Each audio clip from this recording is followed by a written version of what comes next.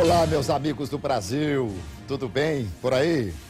Que ótimo, hein? Que ótimo por aqui, sempre ótimo. Estamos chegando, uma excelente semana para todos vocês. Estamos chegando com o nosso Visão Geral de hoje. Gente, hoje eu vou entrevistar aqui a professora doutora Paula Teixeira Fernandes, especialista em psicologia do esporte. Vocês vão adorar a entrevista. Quer dizer, se o entrevistador ajudar, porque a entrevistada é fantástica. Eu assisti a uma palestra dela e fiquei encantado, foi o que motivou o convite para que ela viesse aqui. Querida, muito obrigado, viu, por você atender o nosso convite e passar um pouco da sua experiência para a gente, tudo bem? Tudo bom. Para mim também é um grande prazer estar aqui. Muito obrigada pelo convite. Essa moça aqui deu um show lá na Unicamp. Unicamp é a faculdade, né, a Universidade aqui de Campinas. Quando nós estivemos com outras personalidades, né? Outros doutores, até me lembro que quando eu fui falar alguma coisa eu disse, dos que subiram ao palco até agora, o único que não é doutor sou eu, né? Mas foi maravilhoso, eu fiquei encantado realmente com o seu trabalho, Paula, foi assim, fantástico, que a gente pôde comprovar depois aqui, toda a sua palestra transcrita aqui no livro. Paula, deixa eu começar falando um pouquinho de você, porque o seu currículo aqui é maravilhoso. Psicóloga formada pela Pontifícia Universidade Católica de Campinas, mestre, doutor e pós-doutorado em neurociências pela Unicamp, professora do Departamento de Ciências do Esporte da Faculdade de Educação Física da Unicamp, na área de Psicologia do Esporte e Neurociências, é também coordenadora da graduação da FEF Unicamp, coordena o Grupo de Estudos em Psicologia do Esporte e Neurociências. E seu trabalho tem ênfase em Psicologia do Esporte, Neurociências, atuando principalmente nas áreas de avaliação psicológica, neurociência, avaliação esportiva, avaliação cognitiva, qualidade de vida, estresse, cognição, depressão, ansiedade, habilidades sociais, emoções e envelhecimento. Para mim não é envelhecimento, não foi por isso que você veio aqui não, né? Não, de jeito nenhum. Então tá bom.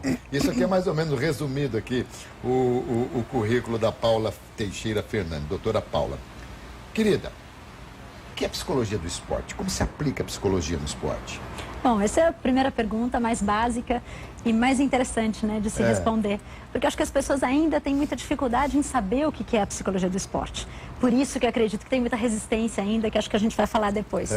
Mas a psicologia do esporte é um campo dentro, uma ciência dentro da área da psicologia, que estuda o comportamento dos atletas e da equipe e da torcida e dos preparadores físicos, dos técnicos, dos familiares, né, de todo mundo que está envolvido com o esporte, antes, durante e depois de alguma prática esportiva. Eu gosto de falar prática esportiva porque a psicologia do esporte, ela não se restringe só ao esporte de alto rendimento. Sim. Né? E nessa questão da ciência, a gente vê tanto o atleta, porque muita gente fala, a gente quer atletas vencedores, a gente quer a medalha de ouro.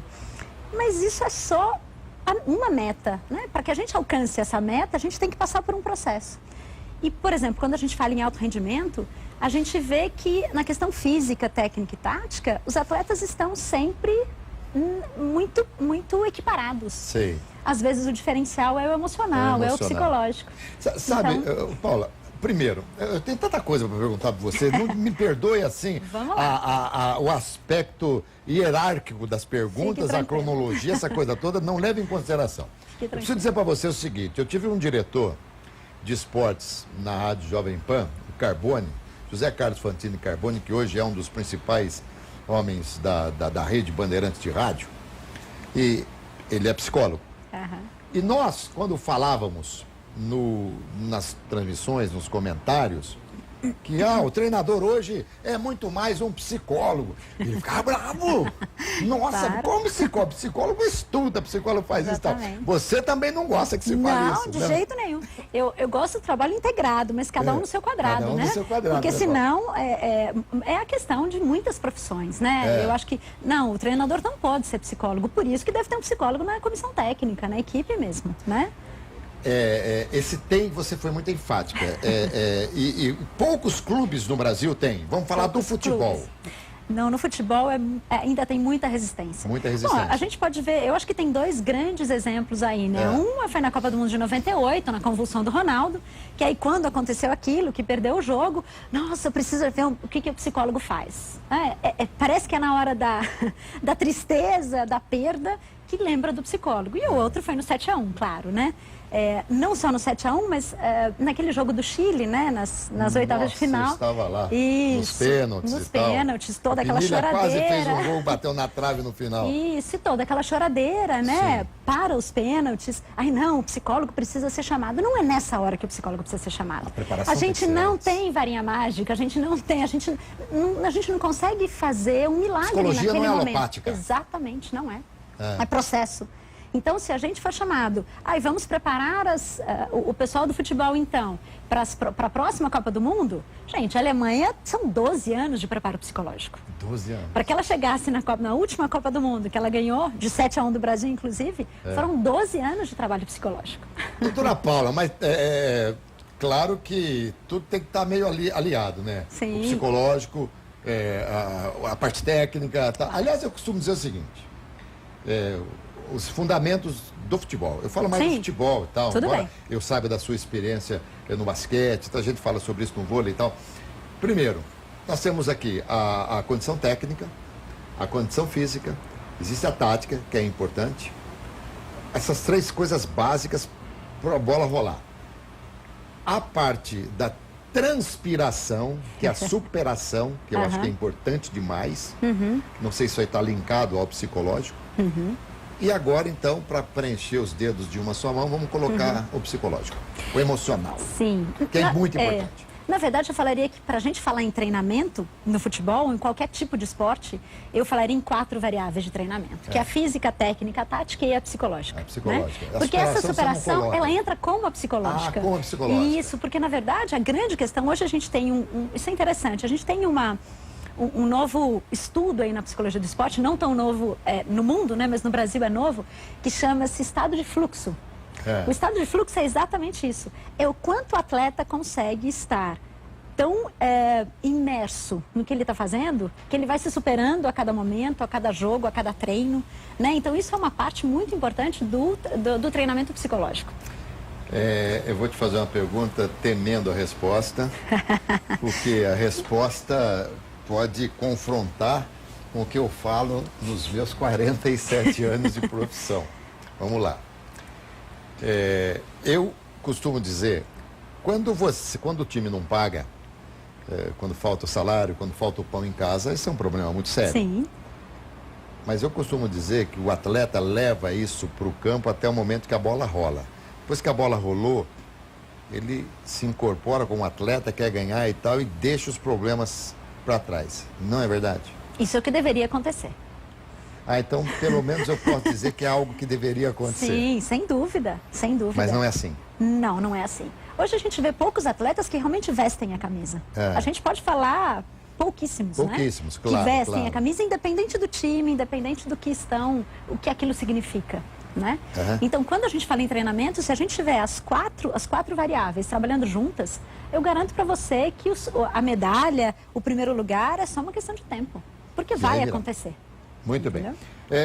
Tem uma frase aqui, está até colocada em vermelho para a gente falar e comentar com você. Talentos vencem jogos, mas equipes vencem campeonatos. Isso. Na verdade, o que aconteceu no Brasil, eu estou dando o último exemplo, né, da Copa do Mundo aí, que na verdade tudo estava no Neymar, né? Não existia uma equipe. Ninguém sabia quem eram os outros jogadores. Mesmo o pessoal do Brasil, né? Ninguém sabia. Agora é o Neymar. O Neymar saiu, o Brasil perdeu. Não, isso não pode acontecer. Né? Quem é a grande estrela da Alemanha? Eu estou falando, né? Se a gente comparar a mesma Copa do Mundo. Todo mundo, cada um brilha de uma maneira.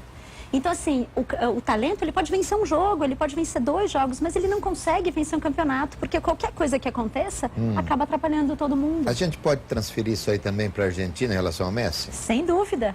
Portugal, Cristiano Ronaldo e tal. Então você vê, até nas aulas, eu até coloco essas grandes equipes. Mas como trabalhar isso, doutora? Como é que vamos colocar sem ferir o Neymar, sem ferir o Messi, o Cristiano Ronaldo?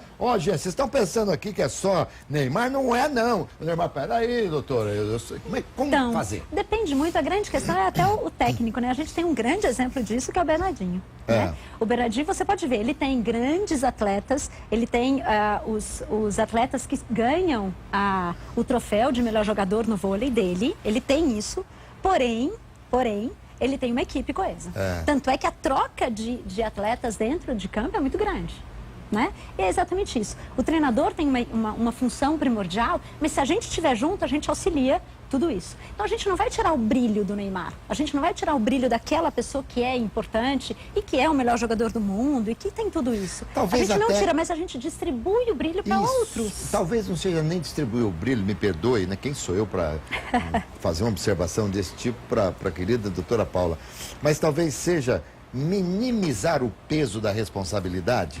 Eu acho que mais do que isso, eu acho que tem algumas habilidades que outros jogadores têm que o Neymar não tem. E isso faz parte, nós somos assim. E é preciso evidenciar isso. Exatamente. Se a gente está num jogo de equipe que não é um jogador, cada um tem uma habilidade. Então é isso que a gente precisa evidenciar e trabalhar nos atletas. Né? Cada um tem que fazer a sua parte. Tá. Então quer dizer, não é só quem chuta para o gol que é o grande jogador. Quem deu a bola para ele chutar para o gol é o grande jogador também. Que delícia ouvir isso, que eu brigo a todo instante, que o que tem causado em muitos clubes de futebol a derrota é a necessidade de sair comemorando o gol. Exatamente. Eu acho até que quando o Copete, que fez 3 gols agora, que tem aquela emissora que dá música, aquela coisa toda e tal, é preciso instituir alguma coisa para o garçom, para o cara que serviu. Exatamente. Porque é impressionante quantas vezes os clubes, e eu me refiro mais aos clubes aqui de Campinas, porque eu estou muito mais a miúde com eles, né? Quantas vezes as oportunidades são perdidas porque a pessoa tentou, o jogador tentou no individualismo fazer algo que foi muito mais difícil do que simplesmente servir. E é exatamente isso. Se a gente está num jogo coletivo, numa modalidade coletiva, como que as pessoas são tão egoístas a esse ponto? Então a psicologia auxilia nessa questão. Sim. Então você divide esse brilho e faz com que todo mundo brilhe. Claro que uma pessoa vai fazer o gol. Não dá para 3 fazerem o gol. Não existe. Né? Que vai chutar para o gol. Mas o processo é feito em todo mundo que está dentro de campo, inclusive quem está fora. A família, todo mundo, é o que você falou. Às vezes o atleta chega, ele tem um monte de problemas. Ele não está lá, só ele não é lindo, maravilhoso e está lá. Não, ele tem um monte, tem todo um contexto que está por trás de tudo isso. Que também faz parte desse gol, que também faz parte dessa vitória. Bom, e tem uma outra coisa, sabe, Paulo, eu acho assim, o jogador inteligente, ele, ao invés de tentar, claro, quando a coisa se oferece muito clara, chuta, faz o gol e tal, mas quando há um certo grau de dificuldade, passa para o outro, se exima da responsabilidade, passa para o outro e deixa ficar muito mais fácil, né? Sem dúvida. Tem esse aspecto também. Doutora Paula, vamos lá. O trabalho feito numa equipe, fala aqui as experiências que você teve com equipes, foi Brasil Quirim. Isso, no Brasil Quirim, Seleção na Seleção Brasileira de Basquete, e no futebol, né, no Desportivo Brasil. Muito bem. Como psicóloga da equipe. E esse trabalho, ele é feito individual ou é coletivo? Quando a gente fala em equipes, né, a gente trabalha tanto no individual como no coletivo. Então, o trabalho da psicologia do esporte, isso é super importante a gente falar, na verdade, é considerado esse processo. Então, como que a gente faz? A gente primeiro é chamado pela equipe, né? Geralmente o treinador ou o presidente ou o diretor da equipe chama. Então, a primeira coisa, a gente vai para falar o que é a psicologia, porque as pessoas não conhecem. E muitas vezes o psicólogo entra assim, no intervalo. Não, o psicólogo ele tem que fazer parte da comissão técnica. Ele tem que estar uniformizado, ele tem que vestir a camisa do time, ele tem que fazer parte de tudo. Isso já é o primeiro ponto. Né? A partir desse momento, ele vai conversar primeiro com os dirigentes, com os coordenadores, para ver qual é o perfil daquela equipe, o que eles querem, qual é o objetivo. Então, quando a gente tem o perfil que eles querem e qual o objetivo que eles querem, a gente vai aí analisar os treinadores, os preparadores físicos, os atletas, porque está todo mundo junto. Muitas vezes as pessoas falam, não, essa é uma questão que tem que ser do atleta. Não, às vezes é o treinador também. A gente vai junto construir uma nova metodologia de treinamento psicológico. Bom, mas por exemplo, não adianta nada, como você mesmo disse, ter uma decisão, chamar você para fazer uma palestra. Porque você tem que conhecer a miúde, cada um e aquela coisa toda, né? Esse trabalho pontual é muito fraco, né? Muito frágil. E eu vejo muito isso. Vai ter um jogo, às vezes eles pegam um jogador, vencedor, alguma coisa, para fazer uma palestra. Mas isso é um negócio motivacional, que não tem nada a ver com comportamental. Exatamente. Na verdade, a motivação é um dos fatores que a gente até trabalha dentro da psicologia do esporte, mas é um dos fatores, não é o fator. Então, por exemplo, imediatamente antes do time entrar em campo, a gente pode falar algumas palavras, algumas questões motivacionais que vão ajudar. Mas qual é a palavra certa? Porque eu posso falar para um atleta, olha, vai lá e acaba com ele. Isso pode motivar. O outro pode se sentir extremamente mal e não fazer nada. Sim. Então, a mesma palavra motivacional pode funcionar para um e não para outro. Sim, então, se eu não conhecer quem é esse atleta e como que ele reage ao que eu vou falar, eu posso dar um tiro no pé, né? Doutora Paula, por que a Ponte Preta não conseguiu um título até hoje? Já esteve lá várias vezes. Nós estávamos contando outro dia, foram foram 6 vezes, 7 vezes com o Sul-Americana e tal. Depois 77, 79, 81, 2008 e agora a última decisão com o Corinthians e também na Sul-Americana e tal. Por que ela chega e não pode? Isso é aspecto emocional? Eu acredito que sim, é interessante. Eu fui chamado para uma entrevista justamente para isso, para falar por que a Ponte Preta não tem o título ainda, né? É delicado a gente falar porque eu não conheço com detalhes o trabalho lá dentro, justamente porque a Ponte Preta tem psicologia do esporte na base, mas não tem no profissional. É uma pena, né? Ah, não tem psicologia no profissional. Então, assim, você fala, você prepara tudo isso, daí na hora que ele mais precisa, que ele está aparecendo, que ele está com tudo, você vai lá e fala, não tem mais psicologia. Então, assim, se a gente for ver, eles são ruins? Não. Eles têm um preparo técnico, tático e físico muito bom. Eles estão muito bem no cenário nacional, até nacional, não só aqui dentro de Campinas, né, se comparado ao Guarani hoje, mas assim, eles estão muito bem. Mas é a tal questão, o diferencial pode ser um controle da ansiedade, um rótulo que eles têm, né? Porque, na verdade, a grande rixa Ponte Preta e Guarani é muito grande. Sem dúvida, né? sem E o Guarani dúvida. o Guarani é o único campeão brasileiro. Tem tudo isso que deve atrapalhar também. Isso nunca foi trabalhado na Ponte Preta. Nunca, em nenhum aspecto. E essa... eu me recordo, voltei para o rádio agora, né? Trabalhando na Rádio Brasil, aqui de Campinas, fazendo programa de esportes de meio de 1h a 1h. E eu tive a oportunidade de comentar outro dia, a gente falou sobre a última decisão da Ponte com o Corinthians. O aspecto de que essa história, olha, vamos vingar. Vingar o quê? Mas o quê? Não existe isso, tá certo? E uma coisa que eu vi, eu quero a sua opinião a respeito, é que no sábado que antecedeu a decisão, a festa que foi feita no estádio Moisés Lucarelli era a festa do título. Uma coisa impressionante. Eu aí até cheguei depois e falei para um dos dirigentes, vocês não ganharam nada até hoje, para com isso. Quem pode fazer uma festa dessa é o Barcelona, é o Chelsea, o São Paulo, o Corinthians, já ganharam muitas vezes, mas pô, não ganhou nada. Não tinha que estar mais resignada, não tinha que mais humilde. Qual é a sua visão sobre isso? Sem dúvida. Eu acho que sempre cantar vitória antes da hora é um grande problema. Porque, na verdade, quando você canta uma vitória antes da hora, do ponto de vista psicológico, você perde foco de onde você precisa. Porque você está com aquilo tão fácil. Para mim, foi a questão do Brasil no 7-1. Ele entrou achando que o jogo estava ganho. É a mesma coisa. Então, o que acontece? Quando você prende a atenção numa coisa que já está ganha, você acaba, até do ponto de vista da neurociência, a gente consegue explicar que você perde atenção a detalhes relevantes daquele ambiente. Você está tão preocupado com coisas lá em cima que você esquece o processo todo. E esse é um grande problema. Esquecendo o processo todo, você não vai lembrar, você não vai estar atento ao que está acontecendo na hora, quem está jogando e tudo Agora, isso. doutora, que cuidado que é preciso ter para você não deixar a comemoração ser antecipada, no entanto, não tirar a autoconfiança? Então, a comemoração é o prêmio. Então, a comemoração nunca pode ser antes de um campeonato. Verdade. Isso é ponto. Né? É a grande questão. Você não vai dar um castigo para uma criança sem que ela tenha feito alguma coisa. Então, você também não vai comemorar alguma coisa sem que você tenha ganho. Até na hora do pênalti, quando você tem um pênalti a favor do seu time, na hora você fala, aquela festa. Mas peraí, exatamente. Vamos com calma. Porque até o pênalti, ele não depende só de você, ele depende de um monte de fatores, né? O outro time também tem que errar, não é assim? Você tem que acertar todo. Então tem tudo isso. Então, assim, comemorar antes, eu acho que é você aumentar a autoconfiança no nível inadequado. É a mesma questão da ansiedade. Todo mundo fala, ansiedade é boa, ansiedade é ruim, ansiedade é ruim. Não necessariamente. Eu preciso de um pouco de ativação para que eu entre em campo. Tem pessoas que entram em campo tremendo e vão super bem. Tem pessoas que, se tremerem, vão mal. Então, eu preciso conhecer a temperatura emocional ideal desse atleta, dessa equipe, para eu ver a que ponto que uma comemoração antecipada ou uma ansiedade muito grande atrapalha. Isso você só vai conseguir se fizer um trabalho contínuo. Não é exatamente, contínuo. Lógico. E aí, assim, na psicologia do esporte é exatamente isso. Então, a partir do momento que a gente definiu as metas e o perfil daquele time, a psicologia entra para definir o perfil de cada atleta. Como diz o Vadão, né, meu querido amigo Vadão, técnico do Guarani, o Vadão fala o seguinte: eu sei exatamente que jogador que eu tenho que pilhar. Às vezes eu pilho um, ele entra e morre.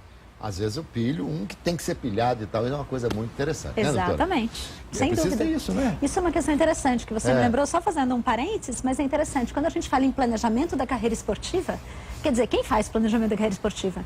Desde a iniciação esportiva até a questão do desenvolvimento, da excelência e depois da aposentadoria. Porque muita gente aposenta não porque está na hora de aposentar, mas porque teve uma lesão, porque não teve mais patrocínio, não teve... Acaba. E aí, como é que você faz? Ganhou muito dinheiro? O que acontece? Então, até isso, a psicologia também ajuda. Nesse planejamento. Você sabe que, para descontrair aqui, um cidadão de idade ganhou na Mega Sena sozinho, não queriam dar notícia para ele que ele podia morrer. Chamaram um psicólogo. Aí o psicólogo falou: se o senhor ganhasse sozinho na loteria, o que o senhor faria? Aí ele falou: daria metade pro senhor. O psicólogo morreu. Tá vendo? Bom, vamos lá, querida. Você falou em grupo, a gente tá falando tal de psicologia em grupo e tal. E esses atletas, tipo Phelps, tipo Usain Bolt, eles precisam menos ou na mesma intensidade? Não, na verdade a responsabilidade é só deles daí, né? Eles não conseguem dividir. Verdade. Né? Quando você está no futebol, a equipe é grande, no vôlei a equipe é grande. Agora, quando é só o Phelps, é ele, né? Ele, o treinador, o preparador. Então, assim, a responsabilidade é muito maior, sem dúvida nenhuma, né? Mas é interessante, por exemplo, o Phelps, todo mundo fala, ele é um fenômeno mesmo. Sim. E tem que agradecer muito. O treinador dele também era psicólogo, né? E os treinamentos que são feitos na questão individual são treinamentos de habilidades psicológicas. Então, de treinamento nas adversidades. Então, por exemplo, um grande feito do Phelps foi uma prova de que quando ele caiu na água, o óculos encheu de água. E ele não tinha como nadar. Tá. Né? O que ele fez? Ele simplesmente, o treinador dele já tinha treinado, que ele deveria treinar com água no olho, com uma venda. Ele treinou muito tempo assim, e ele sabia quantas braçadas ele tinha que dar, em que velocidade, para que ele alcançasse a borda. E foi isso que ele fez, ele ganhou em primeiro lugar. Mas aí talvez estivesse a astúcia do treinador muito mais aguçada do que o psicológico, ou não? Não, na verdade ele é psicólogo. Isso é um treinamento de habilidades psicológicas. É? É um treinamento de lidar com adversidades. Da mesma maneira que, por exemplo, se uma torcida vaia, se teu atleta está muito atento à vaia, ele vai se desconcentrar. Então, o treinamento de habilidades psicológicas, ele também faz isso. Né? Ele pega as adversidades e treina, no treinamento mesmo, para que na hora da competição, do campeonato, você não preste atenção nisso. Né? Agora, doutora, você falou há pouco a respeito, e nós até colocamos aí um adendo de que psicologia não é alopática, mas em determinados momentos, porque o time quando vai fazer uma decisão, hoje é praxe, todo mundo entra em campo, faz aquecimento e tal. Mas isso até um tempo atrás não era. Mas eles entravam em decisão que era para se familiarizar com as vaias, com os xingamentos e tal. E isso aí também, sob o ponto de vista psicológico, é importante. Claro, porque isso é também um fator de adversidade, um fator adverso, né? Um fator complicador. Então, se você tem um atleta, por exemplo, num pênalti, né? Sim. Que ninguém... O brasileiro tem uma dificuldade para torcer nesse sentido, né? Ele vai mesmo, né? Ele vai contra. Verdade. Então, assim, se ele ficar muito preocupado com isso, ele desconcentra completamente e aumenta o foco de atenção dele para outros estímulos não relevantes. Então, isso pode prejudicar. Se a gente conseguir treinar isso antes, a gente melhora. Quando a gente fala do trabalho de preparação psicológico para o clube, nós estamos incluindo o treinador. Sem dúvida. O treinador, o preparador físico, o fisioterapeuta, toda a comissão técnica. Todo mundo ali faz parte. Todo mundo. E, por exemplo, Exatamente. se amanhã... eu sei que o Guarani, até o Serapião... Sim, o Serapião. Com o Vadão, fez bastante tempo. Bastante tempo. O Vadão utilizou também, quando chegou, inclusive, a decisão do título do Campeonato Paulista, quando perdeu para o Santos e tal. Sim. Aliás, aqui nesse nosso Campeonato Paulista, campeonato mais paulista, né? A gente sente muito quando vai enfrentar os times grandes. São 4 grandes em São Paulo, realmente. Exatamente. Precisa fazer um trabalho não só psicológico, mas também o emocional tem que estar muito bem preparado, mas é preciso estar com as pernas muito bem guias e tal, porque esses times grandes acabam levando essa vantagem. Quando, de repente, um clube contrata um psicólogo, O psicólogo tem que dar tempo integral ou não? Não, não necessariamente. Na verdade, nem é preciso, né? O que a gente faz, por exemplo, quando a gente caracteriza os atletas, geralmente é um trabalho mais maior naquele momento. Então, você tem que entrevistar cada atleta. Muitas vezes, a gente faz também avaliação cognitiva para ver se ele está bem de atenção, de tomada de decisões, de tempo de reação. Então, a gente faz toda uma avaliação que demora muito com cada atleta. Então, aí é um trabalho mais específico. A partir do momento que a gente identificou esse perfil, né, de cada atleta, como que ele está, e a gente tem o perfil da onde a gente precisa chegar, esse trabalho pode ser 2 vezes por semana, 3 vezes por semana, mas o importante é que ele esteja inserido no treinamento como um todo, né? Então, treinamento com as 4 variáveis. Tá. Né? Para mim, o treinamento só tem valor se tiver as 4 variáveis sendo trabalhadas. A tática, física e a psicológica. E a emocional. Que nenhuma mais forte que as outras. Eu acho que as 4 trabalhadas integradas... precisa estar...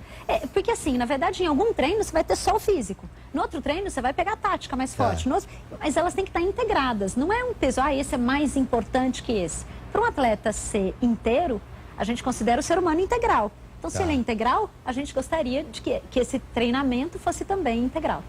Tá legal. Deixa eu só falar no tamanho facebook.com/Rede Família, que você pode também acessar aí todo Rede Família Oficial. facebook.com/Rede Família Oficial, que é o Facebook aqui da Rede Família. Querida, quando a gente está imaginando que as coisas estão sendo feitas, estão todas certas dentro de um clube, você falou desse equilíbrio, mas se houver um desequilíbrio, que não seja na parte emocional, hein? Porque a parte emocional, ele pode até superar, de repente, suplantar, quem sabe, alguma deficiência física, técnica, tática, sob o ponto de vista da superação. Sem dúvida. Eu acredito muito nisso, inclusive nas lesões. Muitos atletas têm muitas lesões, né? O esporte causa muita lesão mesmo. Sem dúvida. Mas existem algumas lesões que a origem é emocional. Porque é falta de atenção, é o jeito que ele chega em campo. Então, a gente pode até melhorar isso. E outra coisa, tem lesão. A gente tem algumas maneiras de fazer o treinamento mental, né, imaginação mental, que você consegue, inclusive, encurtar o tempo de recuperação. Em até 20%. Tem alguns casos hoje que já são comprovados que a gente encurta o tempo de reabilitação em até 30%. E o que os médicos e fisioterapeutas pensam disso? Aí é que começa a entrar a resistência, né? Por isso que eu não acho que é uma resistência à toa, eu acho que é falta de conhecimento sobre o que é psicologia. Então eu não vou pôr a culpa em ninguém, né? Mas eu acho que as pessoas precisam pelo menos estarem atentas a o que é a psicologia do esporte, como que a gente pode trabalhar junto. Nós não estamos lá para avaliar o médico, para avaliar o fisioterapeuta ou o treinador. A gente não tem esse tipo de questão. As coisas estão caminhando para isso, as coisas estão mudando. Eu entrevisto vez ou outra aqui meu querido amigo Dr. Maurício Serafim, que faz medicina integrativa. Sim. Hoje é muito difícil você dissociar determinadas terapias da medicina. E tudo tem que caminhar junto, tem que cooperar para que as coisas sejam mais rápidas. Eu, por exemplo, quando vou a algum médico, eu pergunto muito às vezes, falo, doutor, o senhor é muito chegado a dar remédio? Eu não sou muito chegado a tomar remédio. Não, nós temos algumas alternativas. Isso é muito importante. Então, eu acho que mais tarde, já, a coisa vai se abrir, o horizonte vai se abrir, e o fisioterapeuta e o médico, né, normalmente o ortopedista, eles vão perceber a importância efetiva. Isso vai trazer algo que vai colaborar. Claro. Até porque, né, mente e corpo estão integrados. Não existe a possibilidade, não existe, não tem como dividir. Você não pode tratar só o corpo sem tratar a mente. A gente não pode tratar a mente sem tratar o corpo. Então, nós somos seres humanos integrais, nós somos completos. A gente funciona como um sistema funcional complexo. Não dá para mexer numa coisa sem mexer na outra, né? Então é nesse sentido que a importância desse Eu vou mexer num assunto agora aqui também, que você falou, não dá para mexer numa coisa sem mexer na outra. Vamos mexer com a arbitragem. E os árbitros? A Federação Paulista, por meio do departamento, faz esse tipo de trabalho, você sabe, não? Não faz. Na verdade, até eu fiz uma entrevista muito boa com um árbitro de basquete, né, com o Sérgio Pacheco, e exatamente a gente não tem isso. A gente não tem o trabalho da psicologia. Existe uma tendência a esse trabalho ser inserido na arbitragem de uma maneira geral. Mas ainda a gente está engatinhando. Na verdade, a psicologia do esporte ainda é uma ciência nova, né? Então, acho que o engatinhar também tem a ver com isso. Mas eu acho que quanto mais oportunidade a gente tiver para mostrar que o trabalho funciona, porque as evidências científicas já mostram. Então a gente precisa unir essa ciência que a gente tem à prática diária dos clubes, né? Então, se a gente tiver isso... Os árbitros precisam fazer alguns aspectos, precisa estudar alguns aspectos, né, e tratar. Porque, primeiro, eles já entram em campo, já falam mal da mãe dele. Sim. Começa por aí, a todo instante. Exatamente. E outra, e é uma coisa natural, não adianta a gente aqui fugir, sair pela tangente, porque é natural. Quando está jogando um time, quando estão jogando um time grande, um time pequeno, é uma coisa natural o árbitro, e na dúvida, pender para o time que está torcida, aquela coisa toda, né? Uhum.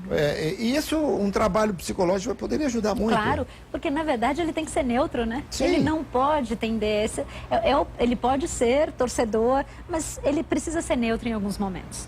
E é interessante porque no futebol a gente não vê, a gente vê um xingar muito forte, sim, mas a gente geralmente não vê uma coisa, um ataque tão direto, né? No vôlei, no basquete, tem muitos torcedores que descem para bater no árbitro. Ah, é, né? Isso acontece de uma maneira muito grande. Não é tão incomum assim. Então a gente precisa prepará-los até para lidar com essa questão. Aqui no futebol eles não entram em campo para bater no árbitro, porque eles batem nos torcedores do lado. Né? Exatamente, que é um grande problema vergonha, também. Né? Já visto que houve aqui, essa questão né? de torcida está muito séria, né? Muito séria, então, muito séria. Uhum. E aí, como é que que trabalho você imagina possa ser feito no sentido da gente preservar mais a integridade física mesmo? Aliás, você me disse uma coisa aqui fora do ar que foi maravilhosa. O Brasil não está numa crise econômica, o Brasil está numa crise de valores, né? Sim. Sim. E é por isso que nós estamos passando por essas atrocidades. E essa questão de torcida, tudo o que é a questão do grupo, né? O que acontece, a torcida, uma pessoa geralmente ela não vai fazer o mal como ela faz quando está em grupo. Isso, exatamente. Né? Então, adolescentes principalmente, ou o que a gente chama, né, na psicologia de adultescentes, né? São os adultos que ainda não cresceram o suficiente. Quando estão em grupos, eles ficam mais fortes, né? Eles sentem que têm a força para destruir, para vandalizar, para qualquer tipo de comportamento assim. Querida, eu sei que não claro que é da sua área também, mas não é exatamente o mote dessa entrevista, mas esse comportamento do torcedor, do ser humano, você linka muito a falta de punição, você linka muito com o que acontece no governo, ou isso aí está muito mais enraizado em razão da educação dentro de casa? Eu acho que são as duas coisas. Né? Eu acho que a gente tem é muito fácil você fazer qualquer coisa, porque você não tem nenhum tipo de consequência pelo que você faz aqui no Brasil. Né? A consequência não vem, você tem qualquer tipo de comportamento inadequado e você não é responsabilizado pelo que você faz. Isso desde criança. Né? É claro que saindo um pouco, mas se a gente for ver o desenvolvimento infantil, as crianças hoje não toleram frustração. Por quê? Porque elas não são frustradas quando crianças. E aí elas crescem achando que elas podem tudo. Sim. Né? Esse primeiro, para mim, é um grande problema. Fora isso, a gente tem uma questão da falta de consequência e até da crise. Né? Que as pessoas acabam achando, nessas situações, a válvula de escape inadequada, né? Para tentar espairecer um pouco, o que é completamente absurdo. Mas é o que acontece. Você estava falando aí, a carapuça meio que serve, né? Com todo respeito, né? Porque avô e avó não conseguem não dar tudo. Mas avô e avó não precisa. Avô e avó tem que dar tudo mesmo. Eu sou super a favor. Ufa, que bom! São as melhores coisas da vida e precisam dar tudo. Mas a questão de limite precisa acontecer. Você pode dar tudo mesmo estabelecendo limite. Sim. Né? Amar também é falar não. Né? E é isso. Certeza, você não vai deixar uma criança falar, não, eu quero pular da janela só porque você ama. Tem jeito, não. Perfeito, claro. É nesse sentido, né? As pessoas estão perdendo a questão do limite da disciplina, porque falar, não, já que eu trabalho muito, eu vou deixar tudo. Não é isso. Né? A qualidade dessa relação precisa ser repensada. Querida, quando você disse que trabalhou na seleção, trabalhou também no Brasil Quirim e tal, no futebol, foi no Desportivo Brasil. Desportivo Brasil. A seleção brasileira sempre tem psicólogo? Não. E, na verdade, é uma judiação. Mas que porque, coisa. olha que interessante. A seleção, por exemplo, o basquete é uma pena. Na maioria na verdade, das modalidades, o que acontece? A seleção é escalada 3 meses, 4 meses antes dos campeonatos, né? Antes das Olimpíadas, antes da Copa do Mundo. Sim. Então, é nesse momento que os profissionais entram. Então, a gente tem 3 meses para lidar com uma situação. É muito pouco. Como é que você faz? Porque o que passou nessa história de vida, o que essa atleta tem, o que esse atleta tem, a gente precisava de um tempo maior. Mas os clubes de futebol não deve ser tão muito diferente, porque eles mudam a todo momento, o jogador a todo instante entra e sai. Exatamente. Então fica um trabalho difícil hoje. É um trabalho difícil, Não é fácil não. Mas assim, a gente sabe que tem resultado. E o resultado você consegue mais com homem ou com mulher? Tanto faz. Isso independe. Eu acho que assim, as mulheres são mais fáceis de engajar, de acreditar. Mas os homens, depois que eles engajam, o homem é muito fiel nesse sentido. Então ele é muito dedicado, ele é muito comprometido a isso, né? Porque a mulher, ela tem uma característica mais, né, de grupo mesmo, né? Se uma fala não, ela vai com as outras, né? A gente sabe disso. Então existe isso. Mas se a gente faz um trabalho sério, tanto mulher como homem, a gente tem um resultado fantástico nos dois sexos. O homem acho que ouve mais, a mulher fala mais, né? Sim, sempre. Sempre assim. Sempre. Agora, a mulher, antes de ir para o campo, ela tem que se olhar no espelho. Tem essas diferenças e a gente tem que considerar, sem problema nenhum. Jogador, por exemplo, o jogador de futebol, quando no trio de arbitragem tem uma mulher, ele vê com olhos diferentes? Sem dúvida. Antes de entrar, né? Quando ele está lá inserido, o que a gente quer é que ele não veja ninguém com olhos diferentes. Nem a torcida, nem o árbitro. Mas geralmente ele vê e existe a brincadeira, né? O homem brinca com isso, né? Isso é culturalmente aceito, né? Não é nem politicamente correto, mas é culturalmente aceito. E a mulher? Como é que ela recebe isso, essas brincadeiras e tal? Não é de maneira boa. Não, a maioria não gosta. Na verdade, a mulher se sente muito vulgarizada nesse momento. Entendi. Então não é uma coisa boa, né? A gente tem visto que não é uma coisa boa. Ô Paulo, nós estamos aí já, faltam 2 minutos para acabar o programa aqui, vai aparecer uma plaquinha ali, ó. Pronto, já apareceu a plaquinha lá de 2 minutos, que coisa. Você dá aula na Unicamp, você é professora na Unicamp, você ministra psicologia. Isso, psicologia do esporte. A psicologia do esporte para psicólogo é um segmento, é uma especialização? Não, na verdade, a psicologia do esporte para educadores físicos. É para a Faculdade de Educação Física, olha que interessante. A psicologia do esporte, ela é matéria obrigatória na formação da educação física. Né? Então a Unicamp não tem psicologia, né? Entendi. Então eu sou lotada na Faculdade de Educação Física, no Departamento de Ciência do Esporte, e minha área é psicologia do esporte. Eu dou tanto a psicologia básica como a psicologia para bacharéis, né, que estão se formando em bacharel em Educação Física. Hoje eles exigem que o técnico tenha um curso de treinador e tal. Será que mais para frente vão exigir o técnico ser também um psicólogo? Não sei. Não sei, não é muito bom para vocês, psicólogos, né? Eu acho que cada um na sua, como você disse. Quadrado, eu acho que isso seria bom. E fora isso, a gente tem o grupo de estudos, né, que trabalha com psicologia do esporte e que amplia tudo isso de uma maneira interdisciplinar, que eu acho que isso é muito interessante. São todas as profissões trabalhando em prol do sucesso do atleta. E fora isso, você vem quando a gente convidar novamente? Claro, com o maior prazer. Eu adorei, muito obrigado. Sabia que ia ser show, já sabia, mas foi acima da expectativa. Obrigado demais, querida. Você que deixa a gente muito à vontade. Muito obrigada, viu? Gente, que show, hein? Doutora Paula Teixeira Fernandes, especialista em psicologia do esporte aqui no Visão Geral. E a gente ainda depois vai falar de muitos outros assuntos em outras entrevistas. Eu tenho certeza que vocês, quando a virem aqui sentada, vocês vão ficar atentos mais uma vez na televisão, tá bom? Boa semana para todo mundo, saúde, paz, alegria e muita sorte. Nem do livro deu para falar ainda, olha que coisa. Mas a gente fala numa próxima oportunidade. Vambora, querida. Vamos lá. Foi ótimo, viu?